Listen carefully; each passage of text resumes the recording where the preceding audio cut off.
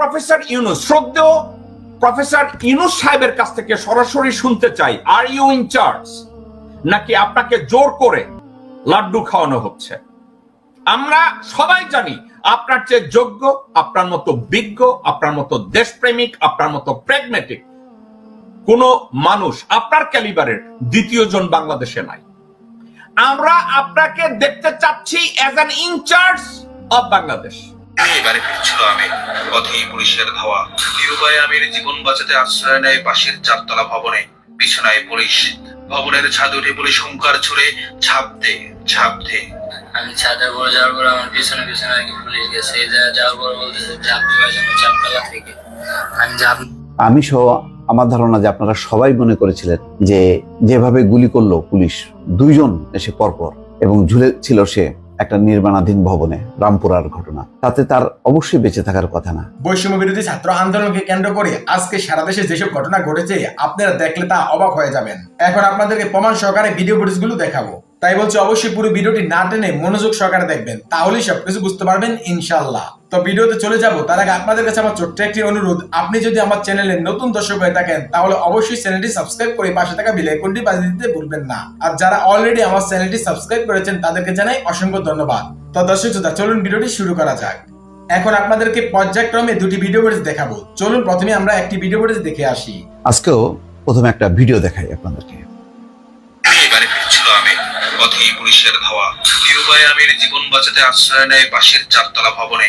বিছানায় পুলিশ, ভবনের ছাদ উঠে পুলিশ হুঙ্কার ছুড়ে ঝাঁপ দে।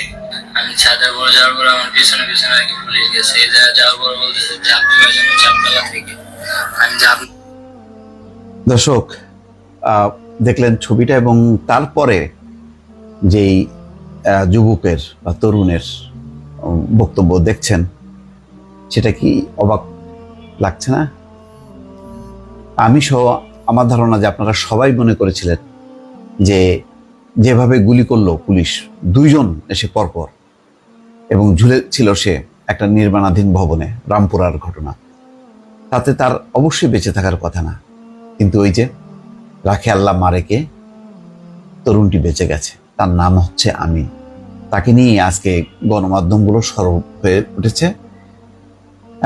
প্রথম আলো রিপোর্টে আছে, অন্যান্য গণমাধ্যমে আছে। ঝুলে থাকা অবস্থায় পুলিশের 6 গুলি, সেই তরুণ এখনো বেঁচে আছে।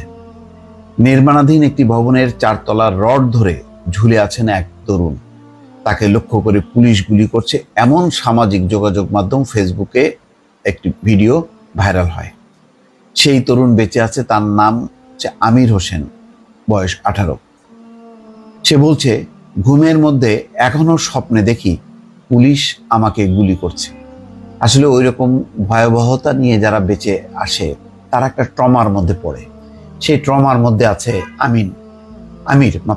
আমির তার নাম। সেজন্য সে বলছে যে ঘুমের মধ্যে এখনো স্বপ্নে দেখি যে পুলিশ আমাকে গুলি করছে। নির্মাণাধীন ভবনটি রামপুরার মেরাদিয়ায় গত 19শে জুলাই সেখানে গুলিবিদ্ধ হন আমির। তিনি জানান, একজন শিক্ষার্থী ও 2জন চিকিৎসক তাকে উদ্ধার করেন, তারপর স্থানীয় একটি হাসপাতালে নিয়ে যান। সেখান থেকে নেওয়া হয় ঢাকা মেডিকেল কলেজ হাসপাতালে। সেখানে 3 দিন চিকিৎসা নিয়ে তিনি বাসায় ফেরেন। মানে এটা অকল্পনীয় ব্যাপার, যেভাবে গুলি করলো সরাসরি, তাদের তো নিথর দেহটাই আমরা দেখলাম ভিডিওতে, কিন্তু এখন দেখা যাচ্ছে যে না, তারপরেও সে বেঁচে গেছে।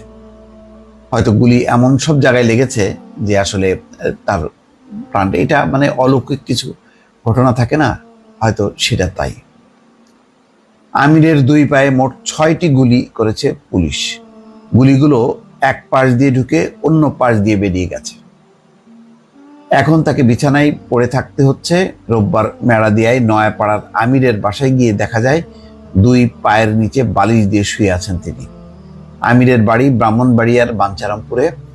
6-7 বছর আগে মাকে হারিয়ে তারা 3 ভাই বোন ঢাকায় চলে আসে। বাবা বিল্লাল মিয়া গ্রামে অটোরিকশা চালান। নয়াপাড়ায় একটি টিন শেড বাসায় 3 ভাই বোন থাকেন। আমিরের বাসাটি এখন মেরাদিয়া এলাকার অনেকেই চেনেন। বেলা 11:30টার দিকে মেরাদিয়ায় গিয়ে 5 জন রিক্সা চালক ও দোকানদারের কাছে জানতে চাওয়া হয় ঝুলে থাকা অবস্থায় গুলিবিদ্ধ হওয়া লোকটির বাসা কোথায়। 3 জন আমিরের ঘটনাটি জানেন, তারা বাসা কোথায় তাও জানেন। গিয়ে দেখা যায় একটি আধা পাকা বাড়ির 2 কক্ষ নিয়ে থাকেন আমির ও তার ভাই বোন। আমির আফতাবনগরে একটি দোকানের কর্মী হিসেবে চাকরি করতেন। তার বড় ভাই নয়ন মিয়া পোশাক কারখানায় কাজ করেন। আমির ও তার ভাইয়ের আয়ে 3 জনের সংসার চলে। বোন সবার ছোট, তার নাম হাসনা। 19শে জুলাই কি ঘটেছিল জানতে চাইলে আমির বলেন, বিক্ষোভের কারণে দোকান বন্ধ ছিল।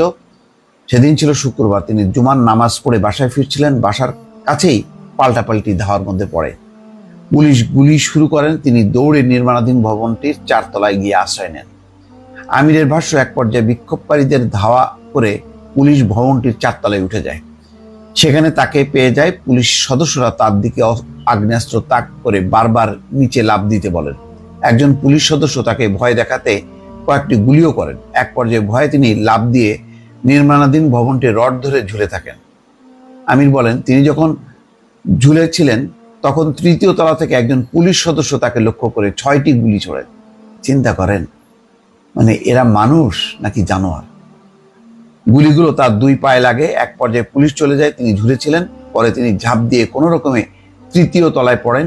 সেখানে 2 পা দিয়ে রক্ত ঝরছিল। প্রায় 3 ঘন্টা পর তাকে উদ্ধার করেন একজন শিক্ষার্থী ও 2 জন চিকিৎসক। তাদের উদ্ধার করার কারণে হয়তো বেঁচে গেছে। চিকিৎসক 2 জন ফেমাস স্পেশালাইজড হাসপাতালের, তাদের ডেকে এনেছিলেন ওই শিক্ষার্থী। আমির তাদের নাম জানেন না।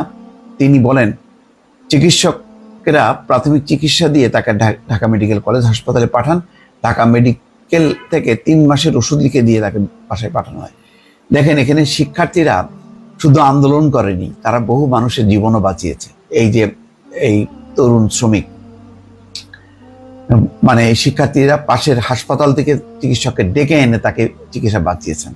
বুঝতে পারি আমরা যে প্রতি ঘটনার প্রতি পরতে পরতে এই আন্দোলনে শিক্ষার্থীদের যে অবদান, তারা আন্দোলন করছেন, তারা মানুষের জীবন বাঁচানোর জন্য চেষ্টা করছেন। এই একটা আসলে মুক্তিযুদ্ধের একটা ইতিহাস। এই ইতিহাস অবশ্যই লিপিবদ্ধ থাকবে আগামী প্রজন্মের জন্য, যাতে বাংলাদেশের মানুষ দেখে যে গণতন্ত্র ফিরিয়ে আনতে, অধিকার আদায়ের জন্য তরুণরা কিভাবে রক্ত দিয়েছিল। আশা করছি আপনারা পুরো ভিডিওটি মনোযোগ সহকারে দেখেছেন এবং সেখানে কি বলা হয়েছে তাও বুঝতে পেরেছেন। এই বিষয়ে নিয়ে যদি আপনাদের কোনো মতামত থাকে তাহলে অবশ্যই তা কমেন্ট করে জানাতে পারেন। এখন চলুন আমরা আরো একটি ভিডিও দেখে আসি। আমরা প্রফেসর ইউনূস, শ্রদ্ধেয় প্রফেসর ইউনূস সাহেবের কাছ থেকে সরাসরি শুনতে চাই, আর ইউ ইন চার্জ, নাকি আপনাকে জোর করে লাড্ডু খাওয়ানো হচ্ছে? আমরা সবাই জানি আপনার চেয়ে যোগ্য, আপনার মতো বিজ্ঞ, আপনার মতো দেশপ্রেমিক, আপনার মতো প্র্যাগম্যাটিক কোন মানুষ আপনার ক্যালিবারের দ্বিতীয় জন বাংলাদেশে নাই। আমরা আপনাকে দেখতে চাচ্ছি as an incharge of Bangladesh, not chief adviser. আমরা দেখতে চাচ্ছি আপনাকে ফুল এক্সিকিউটিভ পাওয়ার সহ আপনাকে বঙ্গভবনে আমরা দেখতে চাচ্ছি। দর্শকবৃন্দ, আরো একটা কথা বলি, আমরা সাকিব সহ আমি সবার কাছে একটা কথা বলবো, সবার কাছে আমি এই কথাটা বলবো। এই কথাটা ফ্রম ডে 1 আমি বলেছি, সাকিব বলেছে, টিটুর রহমান বলেছে, অনলাইন অ্যাক্টিভিস্টদের ভিতরে আরো 2-4 জন বলেছে, ইনক্লুডিং পিনাকি ভট্টাচার্য। কিন্তু যারা এটাকে প্রমোট করার চেষ্টা করছে, পিনাকি ভট্টাচার্য এটা বলেছে, এটা নগ্নতা। এত ক্রেডিট নেওয়ার জন্য লাফালাফি করি কেন? এটা সবার আহ্বান। আমরা চাই ইউনূস সাহেব রাষ্ট্রপতির পুরা দায়িত্ব নিয়ে, পুরা ফুল এক্সিকিউটিভ পাওয়ার নিয়ে উনি যেন বাংলাদেশকে এখন রান করে। ওনার কাঁধের উপর দিয়ে কেউ যেন ওনাকে চিরকুট ধরিয়ে না দেয়। ওনার ব্যক্তিত্বকে, ওনার শিক্ষাকে, ওনার প্রজ্ঞাকে, ওনার দেশপ্রেমকে, ওনার অভিজ্ঞতাকে কেউ যেন আন্ডারমাইন না করে। ডক্টর ইউনূস কোন ইয়াজউদ্দিন না, ডক্টর ইউনূস ফখরুদ্দিন না, ডক্টর ইউনূস কোন চুপ্পু না, ডক্টর ইউনূস সায়েম না, ডক্টর ইউনূস সাত্তার না। Professor Yunus is a world-renowned economist who has tons of achievement in his কিন্তু back. জনাব জ্যাকব মিল্টন, যেটা দেখা যাচ্ছে যে একটা বিপ্লবের মাধ্যমে যে সরকারটা গঠিত হলো, সেই সরকার দেখা গেল এখন আবার ওই সংবিধানের আলোকে তারা চুপ্পুকে এখন একমত। রাষ্ট্রপতি বসিয়ে আমি রেখেছে। আপনার সাথে একমত। পাচ্ছে না বিপ্লবের মাধ্যমে কিন্তু সরকার, তারা কেন সংবিধানের দোহাই দিয়ে চুপ্পুর মতো একটা লোককে এখন রাষ্ট্রপতি পদে বসিয়ে রাখবে? আমি আপনার সাথে, আপনার কথাটাকে আমি যথেষ্ট ইজ্জত করলাম। আমি আপনার এই কথাটাকে, এই প্রশ্নটাকে আমি আবার টিটু রহমানকে সম্মান করতে চাই। গতকালকে আমি এই প্রথম টিটু রহমানের একটা ভিডিও দেখেছি, আমি বোর হই নাই, বরং আমার ফুল অ্যাটেনশন ছিল। যেই সংবিধানের দোহাই দিয়ে বাংলাদেশকে, পুরা দেশটাকে কারাগার বানানো হয়েছে, যেই সংবিধানের দোহাই দিয়ে বাংলাদেশে ৫-৬ জন মানুষকে আন্তর্জাতিক আদালতের নাম দিয়ে খুন করা হয়েছে, যেই সংবিধানের নাম দিয়ে পিতৃতুল্য আল্লামা দেলোয়ার হোসেন সাইদিকে খুন করা হয়েছে, যেই সংবিধানের নাম দিয়ে মেজর বজলুল হুদাকে হাজতের মধ্যে হাসিনা শেখ নিজ হাতে জবাই করেছে, যেই সংবিধানের নাম দিয়ে বাংলাদেশের প্রত্যেকটা ব্যাংকে খালি করা হয়েছে, যেই সংবিধানের নাম দিয়ে সুকুমার রায়, গণেশ শেল, পীযূষ বন্দ্যোপাধ্যায়, রানা দাশগুপ্তের মতো লোককে সচিব বানানো হয়েছে, অতিরিক্ত সচিব, উপসচিব এবং থানার ওসিডিসি বানানো হয়েছে, সেই সংবিধানকে আমাদের ইজ্জত করতে হবে এই মুহূর্তে, এ কথাটা আপনাদেরকে কে বলল? সাকিব যথাযোগ্যভাবে আমাকে প্রশ্ন করেছে। একটা বিপ্লবী সরকার যখন গঠিত হয় তখন সংবিধান সাইডে রাখা হয়, সংবিধানকে ইনঅ্যাক্টিভ করা হয়, সংবিধানকে বাইপাস করা হয়। যেখানে জনগণের দাবি বাংলাদেশে নতুন করে সংবিধান সংযোজন করতে হবে, সেক্ষেত্রে আমাদের পিতৃতুল্য, আমাদের জাতির গার্ডিয়ান, মহামান্য প্রধান উপদেষ্টা ডক্টর ইউনূসকে কেন এই সংবিধানের দোহাই দিয়ে তাকে বলা হচ্ছে যে আপনি সংবিধান মেনে এইটা করেন, সংবিধান মেনে ওইটা করেন? যারা এই কথা বলছে, এইসব কুত্তার বাচ্চাদের আমি জিজ্ঞাসা করব, হাসিনা শেখ গত 17 বছরে সংবিধানের উপরে পেশাব করে দিয়ে দেশ চালিয়েছে, আপনারা কোথায় ছিলেন? আপনারা কি বলেছেন? আপনারা তো কথাও বলতে পারেননি। আপনাদের পাশার মধ্যে আপনারা বাঁশ দিয়ে কুরকুর করেছেন। আজকের এত সংবিধানের দোহাই কেন? আপনি চিন্তা করে দেখেন নির্লজ্জ কত প্রকার ও কি কি। বিএনপির নেতা আমির খসরু মাহমুদ কয়েকদিন আগে বলেছে তত্ত্বাবধায়ক সরকার চ্যালেঞ্জিং কাজ করতে ভয় পায়। আমির খসরু বলছে সরকার চ্যালেঞ্জিং কোন পদক্ষেপ নিতে ভয় পায়। কে বলছে? আমির খসরু মাহমুদ। আরে ভারতীয় কুত্তার বাচ্চা, তুই হয়েছিস ভারতীয় কুত্তার বাচ্চা, তুই ভারতীয়দের পয়সা খাস, ভারতীয়দের পয়সা খাইয়া দিনের বিএনপি করিস, রাতে আওয়ামী লীগ করিস, হাসিনার পায়ে যাইয়া চাটা দিস, আর সামাওবায়দের মতো বেটারে নিয়ে হাজতে ঢুকিস এয়ার কন্ডিশন রুমে। তুই আবার এখন প্রফেসর ইউনূসের সমালোচনা করতে গিয়ে বলিস তত্ত্বাবধায়ক সরকার চ্যালেঞ্জিং টাস্ক নিতে ভয় পায়। এর অর্থ কি? মানে আমি কোনো উত্তর খুঁজে পাইলাম না। আমির খসরু মাহমুদ এই কথাটা যখন বলছে, ওর মুখের ভিতরে কেউ পেশাব করার মতো আশেপাশে কেউ ছিল না। তো সাবজেক্টটা এই, সাংবিধানিক ভাবে এই মুহূর্তে বাংলাদেশের সংবিধানের যারা দোহাই দেয়, আমি তাদেরকে একটা কথা বলবো, গত 17 বছরে সংবিধান মতো বাংলাদেশে কোনো কাজ হয় নাই।